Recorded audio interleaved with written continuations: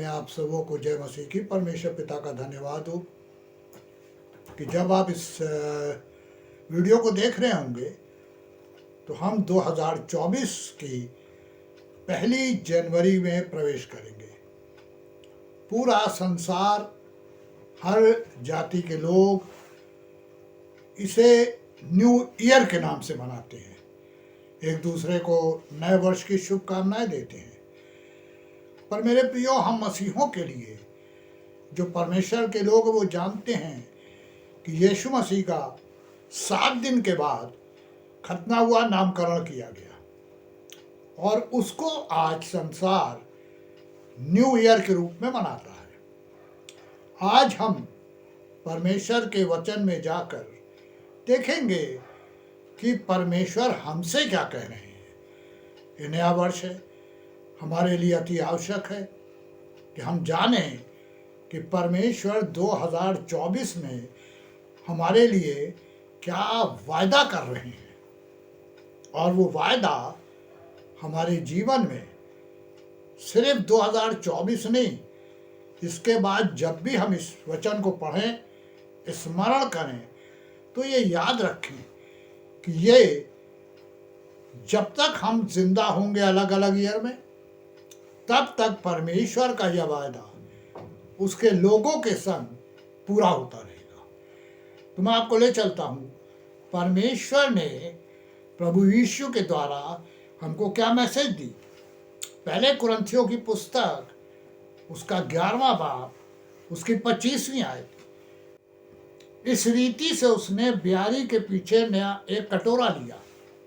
Holy communion की service शुरू हुई है। प्रभु यीशु फसह को नए रूप में मना रहे हैं, और यहाँ पे ये भी लिखा है, और कहा, ये कटोरा मेरे लहू में नई वाचा है, मेरे लहू में नई वाचा, न्यू कविनेंट।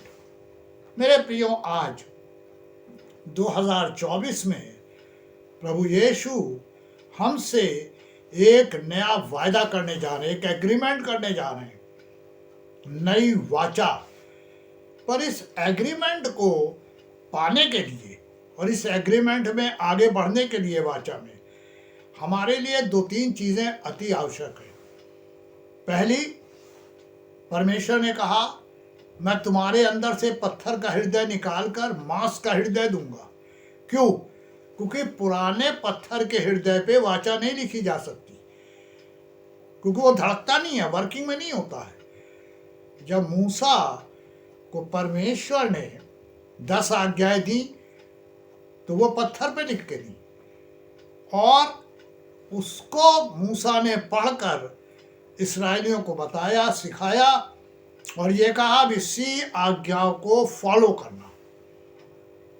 पत्थर को फॉलो नहीं, उस आज्ञा को जो परमेश्वर ने मूसा को दी। और यहाँ पर वो अब आज्ञा जो 12 परमेश्वर के कमांडमेंट कहते हैं, उनसे अलग हो गई। यहाँ पे लिखा है, अब मेरे लहू में नई वाचा।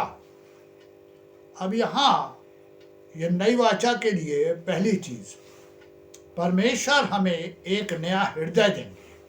पत्थर का हृदय निकालेंगे, मांस का हृदय, नया हृदय।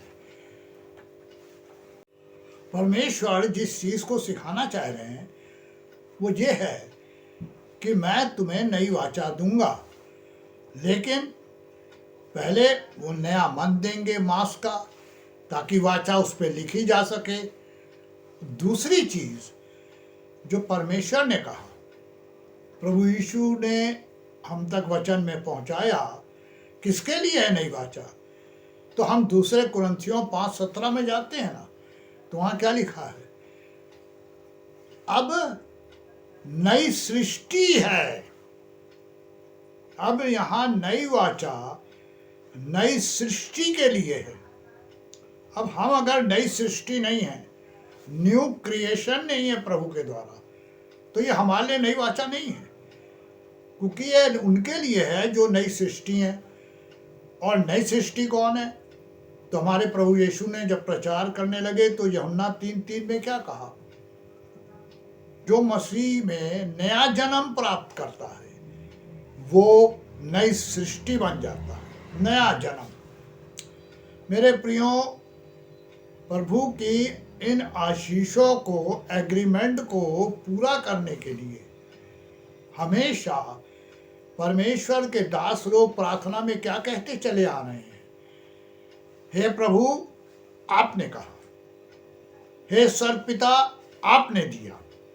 यानी हम जो प्रार्थना कर रहे हैं, अपने लिए या दूसरे के लिए मांग रहे हैं, परमेश्वर के वायदों को हमेशा स्मरण दिलाते हैं। हाँ मेरे प्रियो, हर प्रचारक यह करता है कि वो परमेश्वर के उन वायदों को, उन प्रॉमिसेस को स्मरण कराता है जो परमेश्वर ने। अब हम पढ़ेंगे 2 कुरिन्थियंस 5:17, 17 में क्या लिखा है दूसरे कुरिन्थियों में? इसलिए यदि कोई, यदि और कोई यानी सब नहीं, जो परमेश्वर की आज्ञाओं को मानते हुए परमेश्वर के पास आता है, यदि कोई मसीह में है, मसीह में है यानी जिसकी एग्जिस्टेंट मसीह के संग है, वो जो हमेशा मसीह के संग चलते हैं, जिन्होंने अपने को मसीह से अटैच कर रखा है। यदि कोई मसीह में यीशु में है तो वो नई सृष्टि है, वो नई सृष्टि है, सब नहीं है। और ये नई वाचा किनके लिए है? लहू के द्वारा। जो नई सृष्टि है, तो नई सृष्टि के लिए परमेश्वर प्रभु यीशु मसीह के द्वारा क्या बता रहे हैं?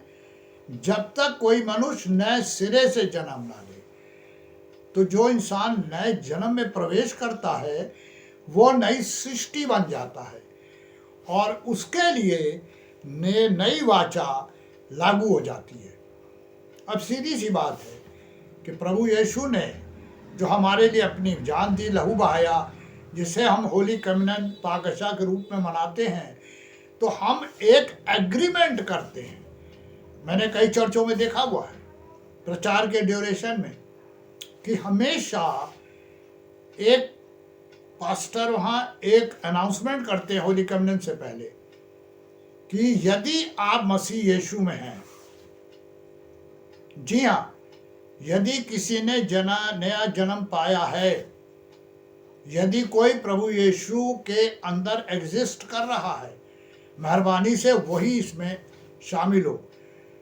क्योंकि वचन कहता है कि जो गलत तरीके से इसको इस्तेमाल करते लेते हैं उन पे परमेश्वर का शाप और क्रोध रहता है। बहुत से लोग हैं तंबाकू वगैरह खा के चर्च आते हैं, जब होली कम्युनियन लेना तो जाके थूक के आते हैं, कुल्ला करते हैं, लेकिन बहुत से लोग वो भी नहीं करते हैं।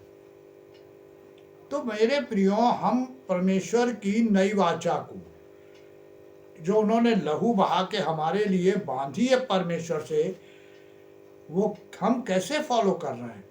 क्योंकि नई वाचा पहली क्या थी? उनके 7 कलमों में पहला कलमा, आए पिता इन्हें क्षमा कर क्योंकि ये नहीं जानते क्या कर रहे। कितनी प्यारी बात थी कि प्रभु हमारे लिए क्षमा याचना करके गए। ये नई वाचा की शुरुआत कर दी थी उन्होंने। तो यहाँ पर जब हम आगे पढ़ते हैं, इसमें लिखा है, इसलिए पुरानी बातें बीत गई, देखो सब बात नई हो गई है। यहाँ भी लिखा है सब बातें नई हो गई हैं। तो मेरे प्रियो, हम सोचें अपने जीवन के बारे में कि क्या हम प्रभु में नई सृष्टि हैं, ताकि यह नई वाचा हमारे संग चले, जो प्रभु यीशु ने क्रूस पे हमारे लिए क्षमा याचना की और हम नए प्रॉमिस के भागीदार बन गए। तो मेरे प्रियो, परमेश्वर का वचन बहुत खुले रूप से ये सिखाना और बताना चाहता है कि ये नए वर्ष में हम 2 बातें अपने जीवन को पूरी करने के लिए ज़रूर इस्तेमाल करें।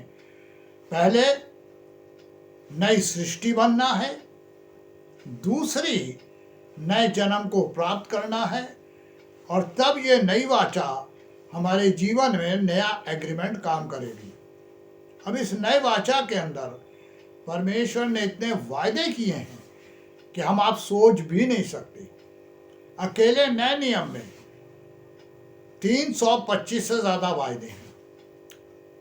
परमेश्वर हमको देने वाले परमेश्वर है, लेने वाले नहीं है।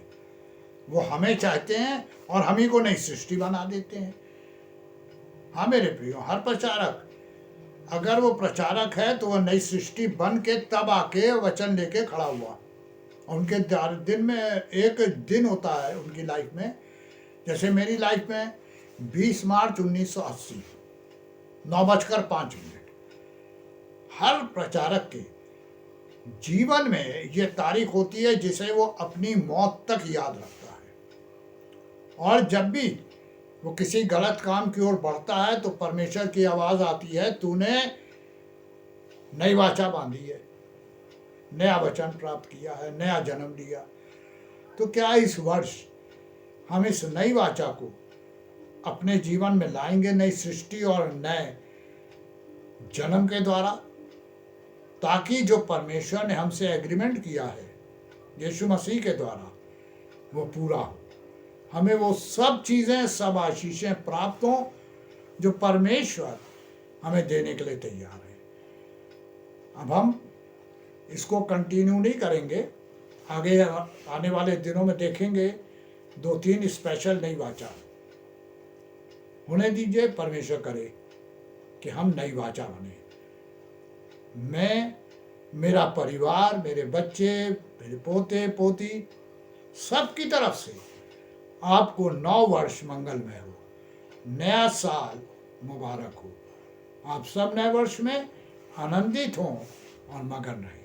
परमेश्वर की आशीष आप सबों के साथ हो। आमीन आमीन।